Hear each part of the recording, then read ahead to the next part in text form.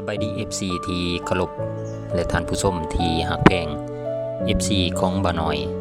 ทั้งไกลและไกลทั้งภายในและต่างประเทศที่ติดตามบ่าวน้อยตลอดมาทุก EP ทุกคลิปมื้อนี้บ่าวน้อยก็จะนำพาทานมาฮู้จักอีกหนึ่งเรื่องเล่าที่อยู่ในนครหลวงเวียงจันทน์ซึ่ง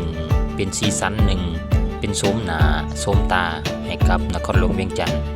ซึ่งมันได้สะท้อนให้เห็นถึงการพัฒนาและความทันสมัยของนครหลวงเวียงจันทน์สีสันใหม่ทึ่งทองผาสะพานข้ามทางคนยางกับการเปลี่ยนแปลงของนครหลวงเวียงจันทน์ภาพลักษณ์ที่เปลี่ยนแปลงไปของตัวเมืองในขณะที่นครหลวงเวียงจันทน์ก้าวเข้าสู่การเป็นตัวเมืองที่ทันสมัยเสียงเครื่องจักรและกระแสฟ้องของรถพาหนะทึ่งท้องถนน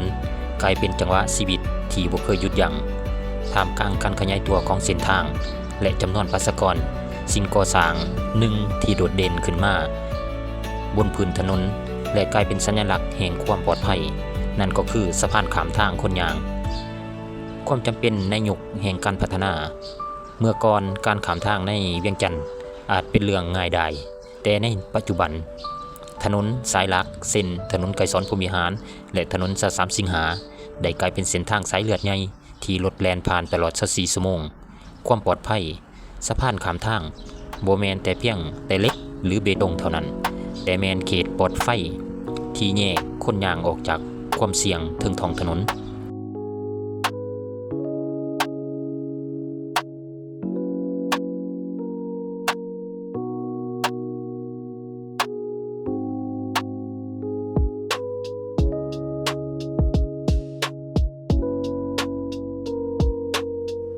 การมีสะพานช่วยให้รถสามารถเคลื่อนตัวได้ต่อเนื่องโดยบ่ต้องหยุดรอท่าคนข้ามทางในจุดที่มีการสัญจรหนาแน่นจุดเชื่อมต่อและวิถีชีวิตสะพานข้ามทางแต่ละแห่งในเวียงจันทน์มีบทบาทแตกต่างกันไปตามสถานที่เช่นเขตโรงเรียนเป็นบ่อนที่พ่อแม่ผู้ปกครองอุ่นใจเพื่อเห็นได้ลูกหลานข้ามทางข้ามขัวไปโรงเรียนด้วยความปลอดภัยเขตตลาดและการค้าสะพานกลายเป็นจุดเชื่อมต่อระหว่างนักซื้อนักขายและมวลชนที่หลั่งไหลไปใส่บริการจุดชมวิวตัวเมืองสำหรับหลายคนถึงสะพานแมนจุดที่สามารถเบิ่งเห็นมุมกว้างของนครหลวงเวียงจันทน์เห็นแสงไฟจากรถในยามค่ำคืนและวิถีชีวิตที่หีบห่อนอยู่ในเบื้องลุ่มสิ่งท้าทายและการนำใส่ถึงแม้ว่าสะพานจะมีความทันสมัยแต่สิ่งท้าทายที่สำคัญแม่นจิตสำนึกในการนำใส่บางครั้งเฮายังเห็นการข้ามทางไต่สะพานซึ่งเสี่ยงต่ออุบัติเหตุการส่งเสริมให้คนหันมาใส่สะพานจริงเป็นเรื่องที่ต้องสร้างความเข้าใจไปพร้อมๆ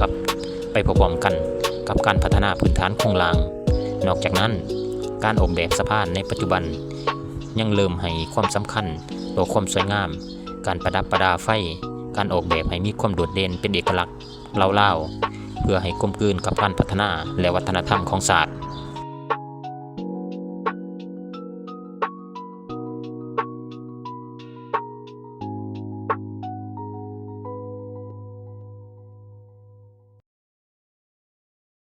สะพานข้ามทางในนครหลวงเวียงจันทน์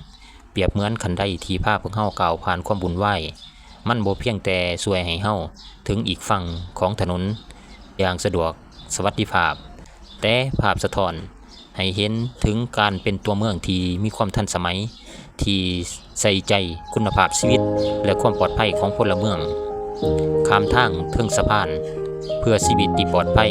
และความเป็นระเบียบเรียบร้อยของบ้านเมือง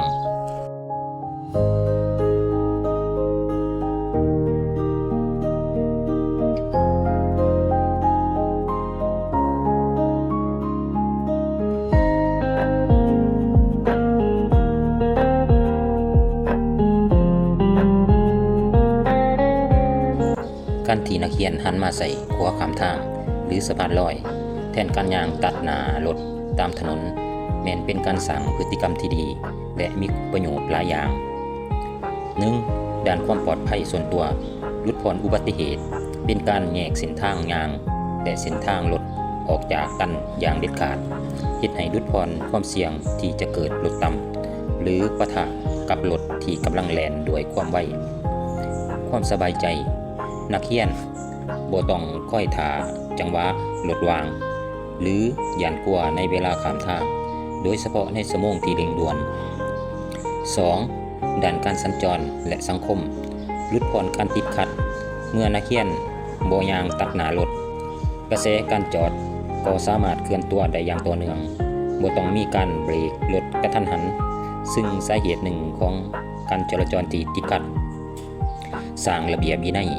เป็นการปลูกฝังจิตสำนึกในการเคารพกฎระเบียบจราจรให้แก่น้องน้อยนักเรียนเยาวชนเฮ็ดให้เขาเจ้าเติบใหญ่เป็นพลเมืองดีมีระเบียบวินัย 3. สุขภาพจิตและภาพพจน์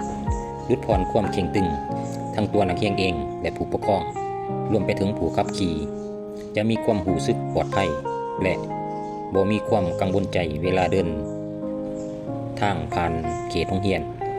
เป็นแบบอย่างที่ดีเมื่อนักเรียนใส่รั้วข้ามทางหรือสะพานลอยเป็นขบวนการมันจะกลายเป็นภาพที่ดีของโรงเรียนและส่งผลอื่นๆให้กับสังคมได้ปฏิบัติตาม